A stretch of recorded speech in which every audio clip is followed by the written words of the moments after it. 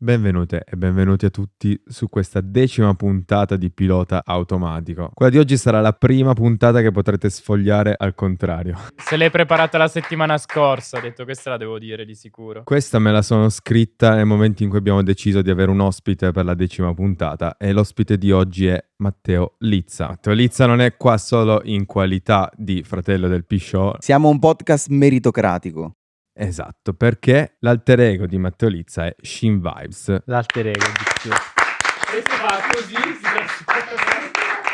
Allora, vuoi raccontarci cos'è Shin Vibes? Shin Vibes è un progetto che ho avviato circa nel 2021, a metà. In realtà è nient'altro che io che posto immagini e foto che faccio al mio televisore mentre riproduco anime, e in cui praticamente condivido pensieri e opinioni su manga e altri fumetti che leggo. Durante il periodo della pandemia, complice anche il fatto di rimanere un po' distante dalle persone, avevo maturato questa voglia di condividere poi quello che leggevo, quello che guardavo. La scelta è stata quella di creare la pagina in inglese in modo che potessi raggiungere quante più persone possibili, perché nel momento in cui tu condividi una passione in una sola lingua, chiaramente tutti i pensieri sono un po' direzionati, solo magari sono anche un po' legati al doppiaggio. E infatti è per dire anche che questa sarà la prima puntata che verrà sottotitolata su Spotify e su YouTube. Ma quindi posso dire termini in inglese e non mi romperete il cazzo? Questo mi state dicendo? Alleluia. Adesso spieghiamo anche il format per i nuovi arrivati. Noi vedremo il pilota di una serie che in questo caso io non ho visto, e la serie nel caso è Dragon Ball, il primo Dragon Ball, e tu mi racconterai quello che vedremo, i dietro le quinte, retroscena, analizzeremo la trama, i personaggi come vengono trattati, analizzeremo la sigla. Quindi direi sigla. Quindi sigla.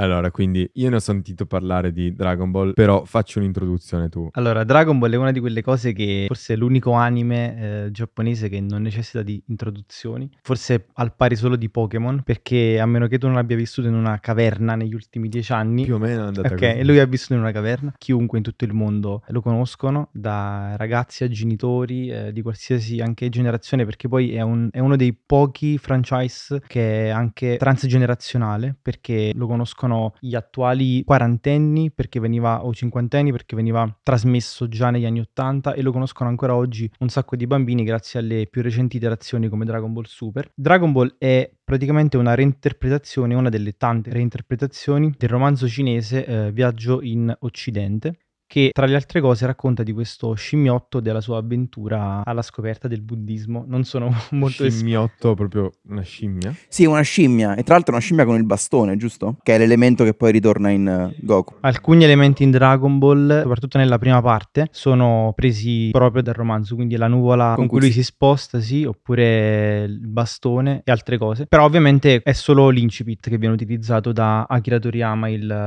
l'autore di Dragon Ball, che poi evolve in una formula che si spinge molto più sui combattimenti, sulla crescita di forza di questi personaggi, eccetera. Quindi prima viene scritto il manga e disegnato? Esatto, il manga è scritto e disegnato da Akira Toriyama tra il 1984 e il 1995, e viene pubblicato per la prima volta su Shonen Jump, che è una rivista di manga per ragazzi giapponese, perché in Giappone, diciamo, i manga vengono prima pubblicati in rivista e poi, se hanno successo, diventano quello che abbiamo qua, ovviamente i nostri prop di scena. Fai vedere la camera B. A favore di camera. Nello specifico Shonen Jump è forse la più famosa rivista di manga per ragazzi, e Dragon Ball è il suo prodotto di punta. Akira Toriyama in realtà non era la sua prima esperienza quando ha creato Dragon Ball, perché in realtà ha creato un altro manga che adesso mostriamo di nuovo a Simo in camera, ovvero Dottor Slump Arale-chan, che è un manga caratterizzato da una serie infinita di gag e sketch comici di questa ragazza androide che viene creata da un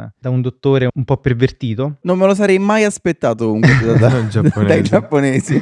Da Dottor Slump e Arale poi Toriyama passa a fare Dragon Ball, e quindi la parte iniziale di Dragon Ball mutua un po' di questi elementi. Quindi si tiene la parte gag, aggiunge una parte di avventura. Sì, diciamo che la componente principale di Dragon Ball, soprattutto nella prima parte, e quella che poi andremo a vedere oggi nella puntata, riguarda proprio l'avventura di questo scimmiotto, di cui noi non sappiamo assolutamente praticamente nulla, se non che è vissuto nelle montagne insieme a suo nonno per un sacco di tempo, e poi lo vediamo crescere piano piano nel corso delle puntate, imparare nuove tecniche, diventare più forte, allenarsi per inseguire una serie di obiettivi che all'inizio sono naturalmente, come da titolo, quella della ricerca delle sfere del drago. No, perché io l'unica roba che so di Dragon Ball appunto è questa, della ricerca delle sfere del drago, però il fatto è che io non l'ho mai visto perché negli anni in cui andava di moda fra i bambini, più che altro della mia età, forse quando facevo le elementari, quindi fra i 7 e gli 11 anni, che andava più di moda, i miei genitori avevano letto un articolo forse sui cartoni giapponesi Oh, che erano no. violenti, cose del genere, quindi io non ho mai visto Dragon Ball e Pokémon lo guardavo, ma ogni tanto di nascosto. Scusa, Franz, da che cazzo ti travestigli a carnevale? Da Harry Potter. No, no, non è vero. Allego anche una foto qua di E di travestito nuovo da non Harry è stata Potter. scritta questa cosa che comunque era... No, io volevo solo fare un appunto che... tu Arale l'hai mai visto? Sai chi è Arale? Arale pure ne ho sentito parlare perché penso abbiano fatto un anime anche di Sì, Arale. in Italia ne hanno passati 2, c'è la versione originale e poi il remake, se non sbaglio. Andava anche quello su Mediaset. Sì. Ma la cosa bella poi è che Arale, poi magari adesso però Arale entra anche nell'universo di Dragon Ball ad un certo punto, in qualche modo. Un po' tutti, come nel cinema, adorano fare riferimenti a opere passate, quindi a un certo punto, sia nel fumetto di Dragon Ball che nell'anime, ci sono dei punti in cui Arale fa dei cameo, ma sono proprio molto estemporanei, molto slegati dalla trama. E poi comunque la parte droide che dicevi prima, in realtà ritornerà in Dragon Ball, c'è una parte molto importante di connessione tra... Come li definiamo? Sì, allora, Cioè, in realtà il fatto che Arale sia un droide è parzialmente una citazione di Akira Toriyama a Tezuka e al suo Astro Boy. Toriyama è un grande fan di Tezuka, come molti giovani mangaka della sua generazione, quindi quando ha creato questo personaggio che era un droide creato da un dottore, in realtà si rifaceva un po' all'Astro Boy di Tezuka. Per chi non lo sapesse, i mangaka Ecco, chi grazie. sono? Ah, giusto. I mangaka altro non sono che i fumettisti, ma è la parola che utilizzano i giapponesi per riferirsi ai fumettisti, perché manga vuol dire fumetto in giapponese e mangaka è il fumettista. Soprattutto perché in Giappone con quel lavoro ci puoi vivere. Adesso anche in Italia, però... Sì, in Giappone ci vivi perché è un'industria abbastanza grossa che ha degli schemi molto rigidi, c'ha tutta una serie di infrastrutture, anche il fatto che molti manga vengono scritti e poi diventano anime, quindi sono anche due industrie che in qualche modo, come dire, una mano lava l'altra, no? Io ti creo la storia con il manga, tu studio di animazione non devi creare una storia, ma ti puoi insomma basarla su un prodotto già scritto. Approfitto del fatto che l'anime mi pubblicizza il manga e quindi vendo più copie anche del manga. Solo una cosa, perché io mi sono sempre chiesto perché molti si arrabbiassero quando la gente ignorante in materia chiamasse fumetto il manga e cartone animato l'anime. Tu sei uno di quelli che si arrabbia quando No, sente assolutamente questa... no. Infatti anch'io molto spesso li chiamo cartoni animati, cioè insomma io sono italiano, quindi è chiaro che la parola anime è una parola esotica per me. Anime è un neologismo giapponese che deriva dalla parola inglese animation, animazione, e loro hanno coniato questo nuovo termine anime per riferirsi ai prodotti di animazione. Sì, sono termini che si usano per specificare che un prodotto magari viene dal Giappone. Chiaro che se sto parlando di un fumetto e ti dico ho letto un manga, hai già l'informazione che ti sto parlando di un fumetto prodotto in Giappone. Nel momento in cui ti dico sto leggendo un fumetto, può essere qualsiasi cosa, da Marvel, DC a Dylan Dog, Topolino o Dragon Ball. Quando noi pensiamo a Dragon Ball, nell'immaginario collettivo, almeno dei ragazzi della nostra generazione, la prima cosa che ti viene in mente magari è Goku che si trasforma in Super Saiyan, quindi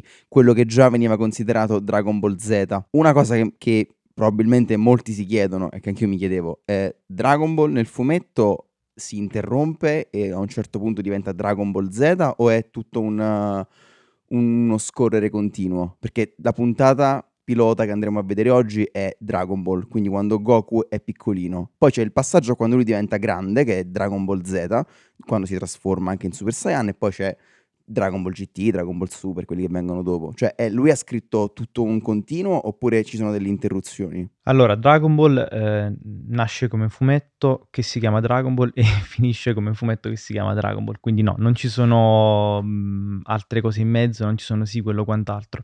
Goku semplicemente nel corso del manga cresce, quindi lo vediamo prima bambino, poi cresce, diventa un bambino un po' più cresciutello e poi diventa adulto, si sposa, ha dei figli, eccetera. La differenza tra Dragon Ball e Dragon Ball Z è una cosa puramente di marketing, se vogliamo. Ora, non è chiarissimo qual è il vero motivo, però c'era un'intervista a Torishima, che è l'editor di Dragon Ball. Gli editor diciamo, nell'industria di manga sono delle persone che, come dire, accompagnano il mangaka nel lavoro di serializzazione del manga e gli danno importanti consigli su come proseguire nella storia. Per esempio gli dicono magari: guarda, questo Goku secondo me è meglio se lo facciamo più piccolo perché così le persone si possono immedesimare. Insomma, sono quasi considerabili al pari di coautori in alcuni casi del manga stesso.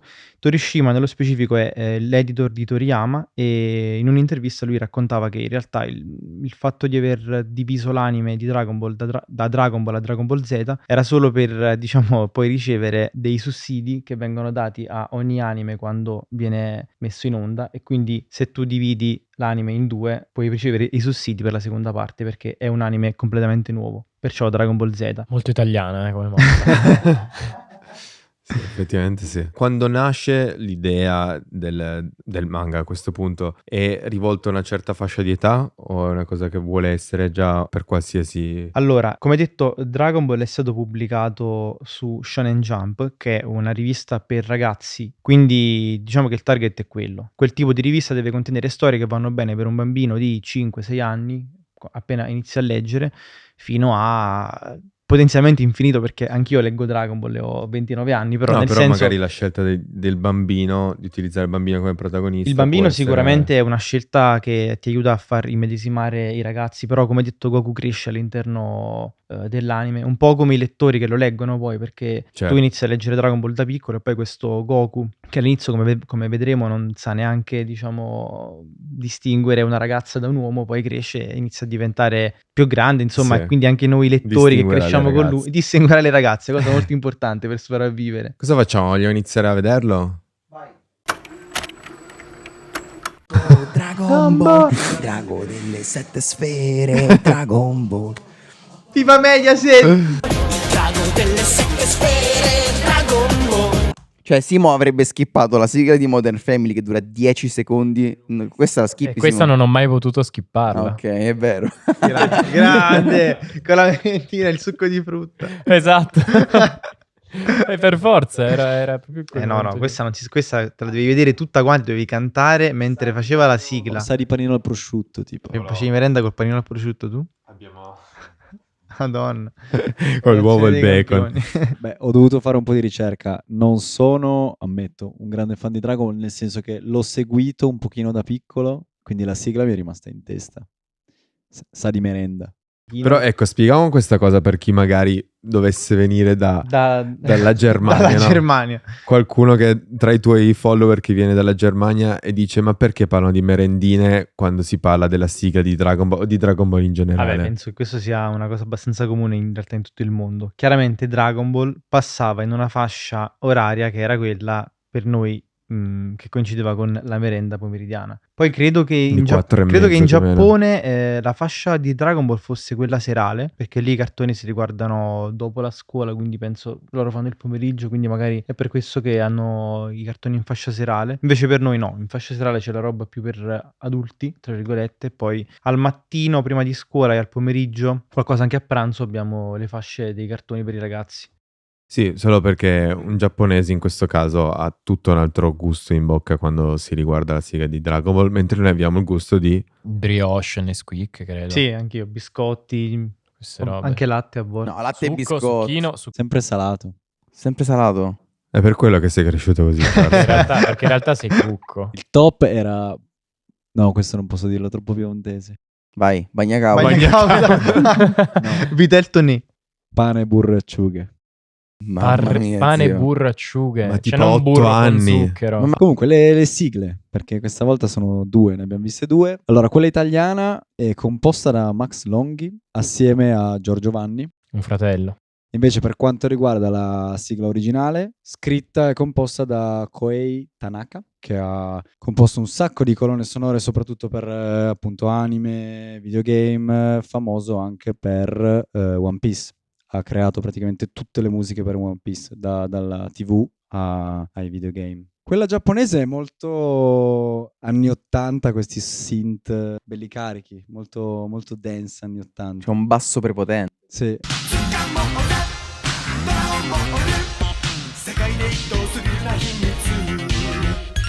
Comunque è assurdo che dopo 20 anni io non ho mai più guardato Dragon Ball, l'avrò visto veramente poche volte, ma me la ricordo a memoria. Era quello l'obiettivo era quello ed è stato raggiunto. No, qua. Che poi non so se è perché sono molto catchy o ti devono entrare in testa o se è perché ogni singolo giorno della nostra vita per tipo 10 anni non abbiamo fatto nient'altro che mettere Italia 1 ora di pranzo e c'era sempre Dragon Ball. Ma entrambe le cose. Poi loro sono bravi a fare una canzone che ti entra nella testa, che sia orecchiabile, catchy come dici tu, e chiaramente insomma, Sono studiata a tavolino. Altra cosa da notare, che iniziamo a notare qua, e magari poi ne parliamo anche su questo un po' più diffusamente dopo, è che la opening giapponese, ok, viene cambiata e viene fatta in italiano per ragioni che possiamo ancora capire, no? Cioè, il giapponese gli italiani non lo conoscono, quindi dovendo fare una opening che sia facile da memorizzare, bisogna chiaramente utilizzare la lingua di provenienza delle persone che stanno guardando quel cartone, quindi ci può stare. Però notiamo come da un punto di vista visivo vediamo cose diverse, perché ovviamente bisognava tagliare tutti i momenti in cui nella sigla giapponese comparivano scritte in giapponese. Allora, quando questo... Non abbiamo detto una cosa prima che ora possiamo dirla. Dragon Ball è stato trasmesso in Italia per la prima volta nell'89, non da Mediaset, ma da una emittente più piccola che si chiamava Junior TV. Quando Junior TV ha trasmesso Dragon Ball, lo ha fatto in una maniera un po' diversa da come poi è stato fatto circa 5-6 anni dopo da Mediaset, lasciando comunque inalterate, per esempio, alcuni dialoghi, alcune scene che poi vedremo invece nella versione Mediaset sono state censurate, e poi ad esempio anche la opening era rimasta uguale, un po' perché conveniva, cioè nel senso si andava sul risparmio, perché se devi certo, anche produrre una riscrivere sigla tutto, devi sì. pagare qualcuno per farla, eccetera. E poi perché la Mediaset, Fininvest, iniziò un percorso di degiapponesizzazione dei cartoni animati per renderli quanto più possibile al loro modo di vedere le cose appetibili a un pubblico che non conosceva queste cose, andando a fare una cosa che secondo me è sbagliatissima, snaturare completamente l'opera, ovviamente, perché tu gli vai a togliere, se tu togli la componente culturale giapponese, il fatto che quel cartone animato sia giapponese non va bene. Ma non ha senso. Cioè, sì. l'uomo ragno sta a New York e non possiamo ambientarlo a Napoli o a Torino perché ci fa piacere. Questa cosa qua ha causato un sacco di problemi, perché poi ad esempio personalmente un sacco di cartoni io non sapevo che erano giapponesi all'epoca, perché hanno talmente tolto qualsiasi tipo di riferimento dai cartelli che diventano scritte in italiano. In Cavaliere dello Zodiaco buona parte delle vicende sono ambientate a Tokyo, però nel doppiaggio italiano Tokyo non ci piace perché è troppo esotico, quindi diamogli un altro nome. E quindi la città in cui vengono ambientate le cose in Cavaliere dello Zodiaco si chiama Nuova Luxor, che è una città inventata, nuova, perché i Cavalieri dello Zodiaco non possono stare in Giappone, non si sa perché. Una politica folle di Mediaset. E invece perché i giapponesi nei cartoni animati, cioè, c'è sempre stato questo mito degli occhi non disegnati come occidentalizzati i personaggi. Vabbè, su questa cosa ci sono diverse scuole di pensiero. I primi prodotti animati, quelli un po' più di successo giapponesi, iniziano ad arrivare con lo studio di animazione di Tezuka, e Tezuka mutuava tantissimo dallo stile Disney, che utilizzava questi occhi molto grandi. Quindi le prime cose veramente famose come Astro Boy, prima ho citato tra le altre cose, avevano questa peculiarità, e quindi poi tutte le persone che sono arrivate dopo a fare anime hanno copiato questo stile. Questa è una cosa. Poi diciamo che avere l'occhio più grande ti dà anche... ti permette di trasmettere le emozioni dei personaggi in maniera migliore, perché gli occhi sono uno dei punti fondamentali per trasmettere le emozioni, quindi il fatto di averli più grandi dà la possibilità al fumettista o al disegnatore, animatore che sia, di trasmettere con più facilità le emozioni, i sentimenti di personaggi, rabbia, pianti, soprattutto nei cartoni animati, dove queste cose molto spesso sono, e nei manga dove queste cose molto spesso sono esagerate, quindi chiaramente avere gli occhi più grandi ti permette di fare questo. No, è interessante questa cosa, effettivamente. Visivamente le sigle, abbiamo detto, una è stata disegnata e animata apposta, che è quella giapponese. Sì. Invece quella italiana, abbiamo detto, per queste questioni in cui dovevano togliere le parti con le scritte. Altro non è che un montaggio di scene dell'anime con scene della opening giapponese. Ovviamente prese solo quelle dove non comparivano le scritte giapponesi. Sì, Per sì, evitare sì, di sì. inquadrare l'anime, o meglio, per evitare di inquadrare il cartone animato nel suo paese di provenienza. Cioè, fin dall'inizio ti dicono che la Terra, cioè il pianeta Terra, perché è sempre un po' stato... Secondo me questo è un punto di forza di Dragon Ball ed è il motivo per il quale a tutt'oggi rimane veramente senza tempo, perché lui vive in un mondo che è un po' anacronistico, perché ci sono delle cose e poi altre che cozzano, dinosauri, tecnologie futuristiche, e questo è una cosa fondamentale perché lo rende senza tempo ed è Sì. un punto di forza secondo me. E questa è una cosa che abbiamo visto anche in altre serie che non vogliono caratterizzarle in una certa linea temporale. La prima cosa che ho notato proprio subito, ma in primi secondi in realtà, è il voice over introduttivo, che è tipo un marchio di fabbrica dei cartoni animati, dove sai, noi facciamo sempre il discorso di dire, ah, guarda registicamente come sono bravi a raccontarti senza buttarti troppo palesemente, invece no, qua se ne sbattono altamente e ti buttano, capito, il recappone gigantesco. La puntata comincia in bianco e nero e poi diventa piano piano a colori. Ora, non so se era un effetto dovuto al sole che sorge, però io l'ho voluto interpretare come è una storia che parte su carta, che sia il manga o che sia la storia proprio del viaggio in Occidente, poi piano piano diventa a colori, cioè stiamo rendendo a colori, non so, è un passaggio, lo vedo da carta ad anime, ed è una roba figa. A questo punto tocca dire che il manga, il fumetto giapponese, tipicamente è in bianco e nero, perché il nostro fumetto invece è tipicamente a colori. Se avete vissuto in una, come dire, rifacciamo la battuta di prima, se avete vissuto in una caverna negli ultimi 10 anni e non lo sapete, i manga sono fatti in bianco e nero. Io pensavo che qualcuno fosse in bianco e nero e qualcuno a colori. Sì, vabbè, poi questa edizione di Dragon Ball in questo momento è tutta in bianco e nero, ma in realtà alcune pagine di Dragon Ball sono a colori. Ma perché tu, la prima volta che vediamo Goku, lui indossa questa tunica di colore viola? Allora, perché Goku indossa la tunica di colore viola per la prima parte del manga, poi quando successivamente inizia ad allenarsi con il maestro Muten e poi partecipa al primo torneo Tenkaichi, il maestro Muten, che è il genio delle tartarughe, gli fa dono di questa tunica arancione. Ma la domanda è, come fai a sapere che è viola all'inizio dal Perché manga ci che è sono, in bianco perché e sono i nero? colori.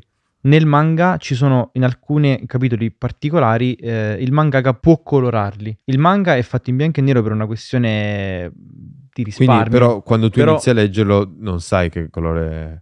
No, aspetta, questo qua non lo sai che colore è perché questo è un'edizione economica. Adesso in Italia, non voglio fare pubblicità No, vabbè, agli non- editori italiani, però è uscita recentemente una nuova edizione in Italia che racchiude anche le pagine a colori. Infatti qui all'inizio tu puoi vedere che cioè la diversamente prima era colorata, per esempio. qui è palesemente in bianco e nero, ovviamente, però ad esempio la prima parte invece, dove vediamo questa scala di grigi, la scala di grigi c'è perché in realtà era originariamente a colori. Capito. Poi nell'edizione economica è rimasta in bianco e nero, però nelle edizioni più di prestigio viene riportato anche il colore come originariamente era stato concepito su rivista. Ok. Allora, abbiamo già parlato appunto di come viene introdotto il mondo, e poi vediamo Goku, di cui non sappiamo ancora il nome, capiamo che è un lottatore, qualcosa del genere, perché vediamo prima di tutto la sua figura in controluce, quindi lui nero su bianco che fa delle mosse di karate. Le prime immagini che vediamo sono queste, quindi lui in questo ambiente isolato tra le montagne e i boschi, in una casa tradizionale giapponese, che appunto ha appena raccolto un legno enorme per fare la legna Fare per il legna. soda hard. Sì, e la spacca con un pugno. Poi va a mangiarsi delle mele, non so se è un elemento che ritorna questo dell'amore per le mele o è No, beh, ritorna l'amore di Goku per il cibo in generale, però non... è una a non cui ne- piace mangiare. vabbè, però ci sta perché comunque è un ragazzo negli anni della sua crescita ha molta fame, quindi Sì, che è poi una con cosa... i salti che fa e i pesi che porta ci sta che abbia fame ogni Poi tanto. questa cosa che a lui piace mangiare ritorna e viene ripresa anche da altri personaggi perché cioè, Dragon Ball in generale è veramente un anime e un manga che hanno definito poi un'intera generazione di mangaka. Se pensiamo anche solo a Naruto, per esempio, anche lui piace molto mangiare, oppure Ah. sì, o anche sì, i personaggi questa di cosa- One Piece, anche lì il protagonista è noto per essere un gran mangione. D'altronde l'autore di One Piece è un grande fanboy di Toriyama, quindi ci ha infarcito la sua opera di questi riferimenti, quindi sì. Ok. Scopriamo tra l'altro che ha una coda e subito dopo questa scena di pesca c'è l'incontro con la ragazza. Bulma. E come viene introdotta questa ragazza? Semplicemente Goku non sa che si tratti di una ragazza e questa è la cosa strana e ti fa capire quanto lui sia isolato magari dal mondo. Parla di questo nonno che l'ha allenato e che gli ha raccontato qualcosa del mondo forse un po' più moderno e dice il mio nonno mi ha parlato delle ragazze che sono da trattare bene e delle macchine, ma non ne avevo mai vista una di persona.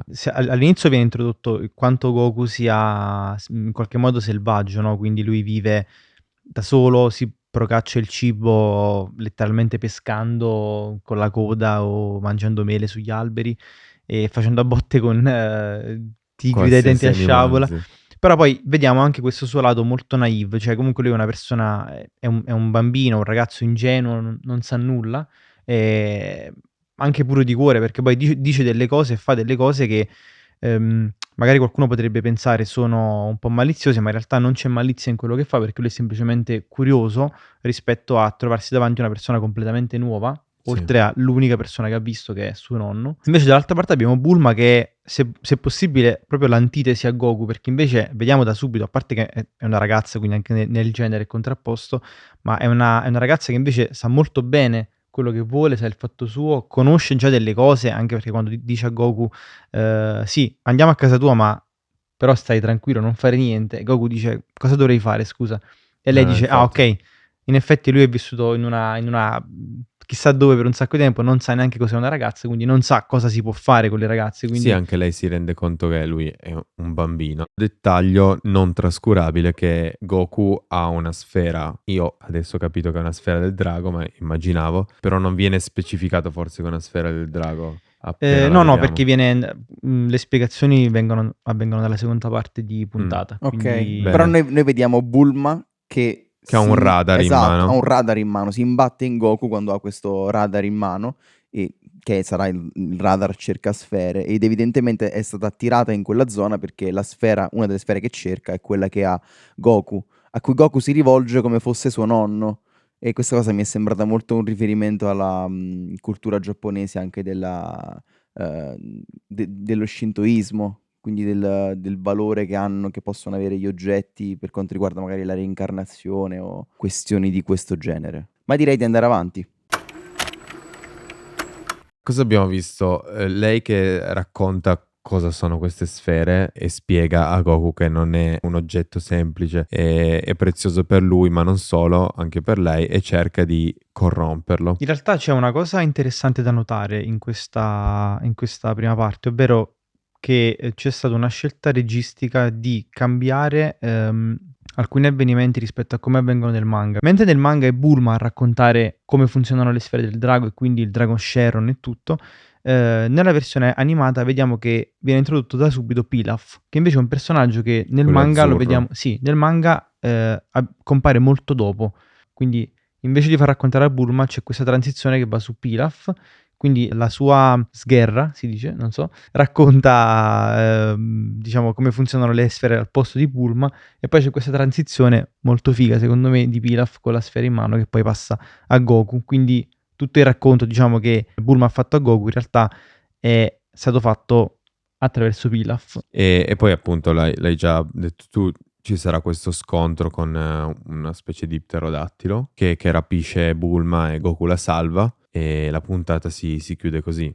Quindi loro, che magari anche Bulma dopo aver cercato di intortarlo si rende conto che Goku le serve anche per trovare le sfere. Un'altra cosa ovviamente che va citata in questa seconda parte di puntata è forse una delle scene più famose della prima parte di Dragon Ball, ovvero la famosa scena in cui Bulma cerca di convincere Goku a dargli la sua sfera, alzandosi, diciamo così, la gonna e invitandolo a fare una toccatina per, diciamo, in cambio della sfera, al che Goku in maniera molto, se vogliamo, ingenua, però anche simpatica, dice assolutamente no, non mi interessa, e quindi, diciamo, Bulma poi lo convince in modo diverso. Però Sì. ecco, questa parte va detto che è stata censurata nella versione italiana. Esatto, tu ce lo stavi dicendo, abbiamo visto anche l'altro doppiaggio, però se vuoi fare questi esempi di censura. Allora, sulla censura c'è da dire tantissimo in realtà. Come detto, con i ragazzi abbiamo visto sia la versione Mediaset, che è quella che conosciamo noi tutti i giovani italiani, però c'è anche una versione prima dell'89 che è quella di Junior TV, che invece per una questione magari meno pressioni da parte di tutta una serie di organi come possono essere i genitori, eccetera, non hanno avuto la necessità di censurare e quindi la possiamo vedere integralmente quella scena lì, mentre nella versione Mediaset quella scena è stata censurata. Hanno fatto bene, sì o no? Allora, sicuramente il problema è un po' a monte, ovvero che molti cartoni animati all'epoca venivano inquadrati solo e soltanto per i bambini. Questo è stato un problema che in Italia abbiamo avuto con tutti i cartoni. Ci sono dei cartoni che non sono per bambini piccoli. Ci sono alcuni cartoni che sono pensati per ragazzi più grandi, magari adolescenti, e di conseguenza questa cosa ha causato che molto spesso la Fininvest Mediaset si è trovata in mano con dei cartoni con dei temi troppo maturi e delle scene a loro modo di vedere troppo erotiche, troppo sensuali per dei bambini e quindi hanno dovuto censurarle. Però molto spesso vanno a snaturare completamente un'opera. Per esempio ne cito una su tutti. Ricorderete, c'era una volta, come è quasi magia Johnny. È quasi magia Johnny. E prova di nuovo Johnny. Ad esempio, quell'anime è stato completamente cambiato nel senso di come viene Franz è completamente fuori. Cos'era? Se non Non ha conoscevo assolutamente- Dragon, figurati, Ma che anime quasi è Magia questo? Johnny. È quasi magia Johnny. Vabbè, questo, ma anche un altro, se magari non lo conoscete, ad esempio Pesca la tua carta Sakura, stessa cosa. Anche in qualche modo Sailor Moon, sono tutti anime che sono stati riadattati per un pubblico più piccolo. Cioè Dragon Ball ha subito delle censure, però sono censure minori che non vanno a snaturare la trama, perché comunque il fatto Delle che battute semplicemente. se Bulma si alzano la gonna cambia poco per le sfere del drago, ma se un anime che è pensato per un pubblico adolescenziale, che magari è un anime, una commedia romantica, quindi dove per esempio vediamo delle interazioni tra personaggi anche in un'ottica romantica, no? Tra adolescenti eccetera, se tu poi mi vai a cambiare il target, che non è più adolescenti ma diventa bambini in età prepuberale il o suo senso prima, di esistere. chiaramente non puoi far vedere una serie di cose che da un punto di vista, alcune esperienze che poi da un punto di vista magari anche sessuale i ragazzi in età adolescenziale possono capire e i bambini no, e quindi ci siamo trovati tantissime produzioni giapponesi che sono state tagliate per questo motivo. Dragon Ball secondo me non soffre molto della censura perché, come detto, sì, ok, qualche dialogo o se è stato rimosso, però tendenzialmente Bulma e il suo modo di fare un po', diciamo così, se vogliamo, da profumiera, no? da ragazza procace rimane, anche senza alcune scene, però molti altri anime purtroppo hanno sofferto tantissimo della censura, insomma, di Mediaset. Perché Berlusconi comunque ci teneva a questa cosa. Esatto, sì, perché loro innanzitutto... Berlusconi, capito, è una persona pulitissima, figurati se voleva. No, ma poi la cosa molto divertente, ecco, se vogliamo parlare un attimo dell'Italia e dei tanti controsensi, nelle stesse fasce orarie in cui passavano questi cartoni censurati, poi magari dopo un po' passavano robe come, non so, Baywatch. Infatti è talmente stupida sta cosa che non ha senso di esistere perché, appunto, come dici tu, poi a maggior ragione se blocchi dei bambini su delle piccolezze così e poi lasci le letterine, comunque i bambini, i ragazzi crescono con un concetto della sessualità e della figura femminile completamente sbagliato. Beh, comunque letterine o Baywatch era un target più affine a Silvio. Esatto. A Silvione. Bulma no. Anche perché non esisteva. Sì, Forse è meglio la letterina. Ma è proprio come diceva Matte che il concetto dei cartoni dall'Oriente all'Occidente è completamente diverso. Se li sono pensati anche per essere visti in fascia serale da qualsiasi tipo di persona, da noi sono stati presi con l'intenzione di cartoni associati ai bambini. Da noi cartoni uguali ai bambini, ma cioè, è quanto di più sbagliato tu possa fare. Infatti, grazie a Dio, poi negli anni a venire sono arrivati pensiamo ad esempio ai programmi televisivi su MTV, che io personalmente non ho visto perché Sì, sì. non avevo... E ne parlavamo durante la puntata di BoJack, che sono serie animate per adulti. Esatto, per esempio Evangelion sono poi anime che sono passati su MTV senza censure e MTV giustamente faceva di questo il suo cavallo di battaglia, diceva vi passiamo gli anime, ma non quelli censurati che conoscete voi, ovvero quelli senza le censure. Ma perché MTV comunque era un prodotto appunto per tutti. Esatto. Quindi era, nel senso, Mediaset era appunto per bambini. No, più che altro Mediaset prendeva questi anime dal Giappone perché costavano poco essenzialmente ed erano prodotti già fatti e finiti, cioè li prendevano magari anche anni dopo. Pensa a Dragon Ball, che questa serie qua che abbiamo visto è dell'86, ma Mediaset l'ha mandata nel 95, nel 96 mi sembra, cioè tipo 10 anni dopo. Mandato in onda, però ovviamente è tagliato e censurato per un pubblico Sì. di più piccolo. Ed è sbagliato perché, come detto, ci sono manga e anime che sono pensati per un pubblico di bambini e Dragon Ball forse è fra questi, sicuramente. Però ce ne sono altri che sono pensati per un pubblico di adolescenti o comunque ragazzi un po' più grandi. Se tu lo vai a censurare, vai a snaturare tanto Che l'opera. poi in realtà probabilmente sono battute che da bambino non capisci. Sì, infatti, però loro, cioè, l'obiettivo di Mediaset era quello di evitare che per sbaglio un qualche genitore passava dietro il bambino mentre stava guardando Dragon Ball. Assolutamente non doveva vedere alcun tipo di scena, neanche lontanamente malizioso, che poi anche Sì. là la malizia è sempre negli occhi di chi guarda e dipende anche molto dalla cultura, perché per esempio c'è una scena nell'episodio successivo di Dragon Ball in cui loro si fanno il bagno e questa scena può sembrare in qualche modo erotica, ma in effetti da un punto di vista giapponese non lo è poi così tanto, perché l'estrema ritualizzazione del bagno è una cosa che i giapponesi hanno nella loro cultura, quindi il fatto che Goku e Bulma si facciano il bagno è una cosa normalissima per i giapponesi, mentre per noi che siamo chiaramente occidentali e questa cosa non ci appartiene, per noi la doccia e il bagno è una roba che non ha tutti questi significati Privata. dietro, molto intima, esatto, ma magari sarà intima anche per i giapponesi, però la vivono in modo diverso, vivono anche la nudità, la sessualità è vissuta in modo diverso. Ora io non sto dicendo magari che è giusto o no far vedere delle cose nei cartoni, non sono uno psicologo, né me ne intendo di Infanzia. pedagogia, però sicuramente ci sono delle differenze culturali di cui bisogna tenere in considerazione quando si va a prendere questi prodotti e secondo me adattarli, censurarli non è sempre la scelta migliore. No, però l'importante è che non l'abbia snaturato troppo. Secondo me sì, in Italia c'è una diffusa, prima c'era moltissima, adesso un po' meno, una diffusa sessofobia, diciamo così, e quindi non sia mai Dio ai bambini fai vedere questa cosa qua. Tipo E- la parolaccia non è così censurata. No, però lo sono, per esempio, diciamo. il sangue lo è. Ci sono delle scene in Dragon Ball più avanti in cui, per esempio, non so se vi ricordate, quando, spoiler per Franz, quando Goku viene trafitto dal cannone speciale di Junior Sì. per sconfiggere Radish, mi sembra che quella parte abbiano censurato il sangue. Quindi in realtà i miei genitori non avevano ragione a non farmi Zio, ci vedere aveva che già- ci aveva già tanto pensato aveva già Silvio. censura. Sai, E loro vede- sono sempre andati contro Silvio, in verità Silvio ci pensavano. Loro volevano farti vedere la versione originale, in realtà, Sì. senza censure, In giapponese in così. giapponese. Cioè, la figura del femminile nei manga è sempre vista così, cioè la ragazza è solitamente facile, molto maliziosa. Allora, questo...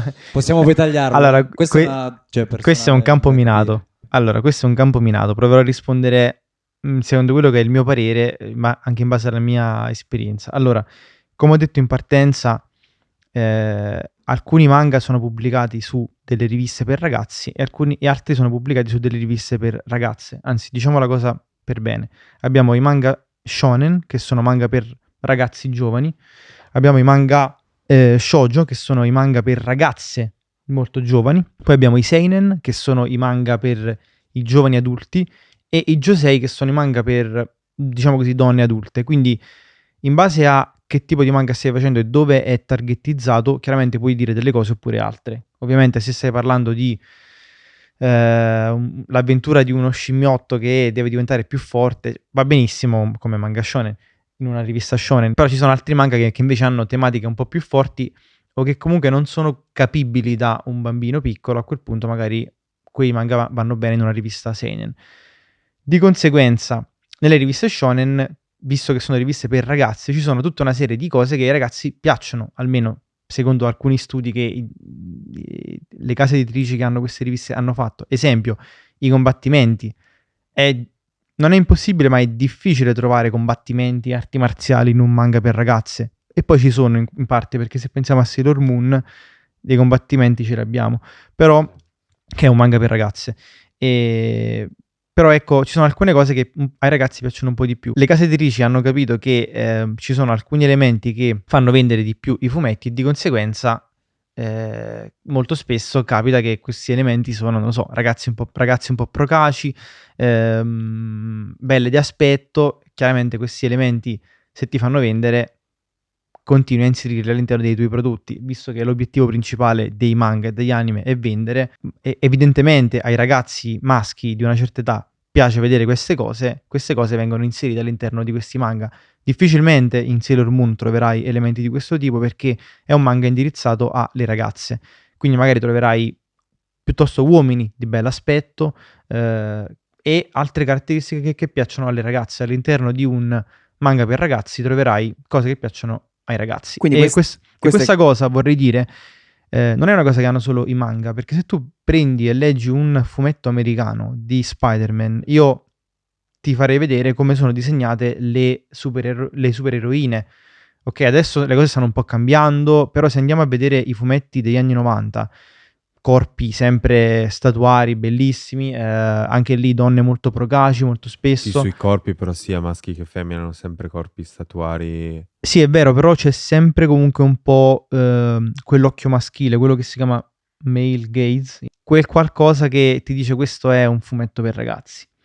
Ora, io non sono qui a dire cosa è giusto e cosa è sbagliato, però questo è un dato di fatto. Queste cose ce le abbiamo nei fumetti giapponesi, però in parte ci sono anche nei fumetti e nelle opere di altre, insomma, di altri stati. In Giappone è un po' più presente questa cosa perché loro hanno una divisione netta. Cioè tu stai comprando Shonen Jump c'è scritto nel titolo, Shonen vuol dire ragazzo, questa è una rivista per ragazzi. Tu sei una ragazza, puoi leggere assolutamente Dragon Ball, tantissime ragazze amano Dragon Ball, però ovviamente quando loro pensano quei prodotti li pensano per un pubblico maschile. Ti spiego questa cosa, io vedevo i Simpson ma non vedevo Dragon Ball. Anche a mia madre piacevano i Simpson, però ovviamente c'erano delle puntate un po' troppo crude o che avevano temi non adatti alla mia età, e quindi lei tornava a casa, registrava la puntata, poi se passava la sua censura io la vedevo, se no era cancellata. Quindi Di che anno era è? un Silvio Berlusconi tua madre. Allora faccio una domanda per chiudere. Vai, bravissimo. Allora, chiedo a Franz quindi, domanda importante. Dopo aver visto questa prima puntata, guarderesti Dragon Ball? Chiedi prima alla mamma, però.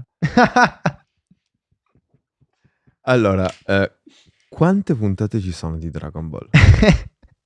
Allora, questo è un grande problema dell'anime ed è il motivo per il quale io ti risponderei più no che sì. Cioè, se tu mi stessi prendendo la domanda a me ti direi no, perché è estremamente lungo e il brodo è super allungato. Le puntate saranno tipo, forse 100, qualcosa come 150 puntate. Poi la parte di Z ne avrà anche lì, 150, 200. 291. Sono parecchie. Sì. Sì. Quindi, cioè, Allora- il manga di Dragon Ball scorre molto veloce anche grazie alla bravura nella scrittura e nel disegno di Toriyama, però l'anime soffre tantissimo del problema che dicevo prima, che per evitare di... Allora, quando è uscito l'anime il manga c'era già, quindi gli animatori avevano qualcosa su cui basarsi, ma non potevano correre troppo, altrimenti avrebbero raggiunto il manga e poi non avrebbero più avuto capitoli da coprire.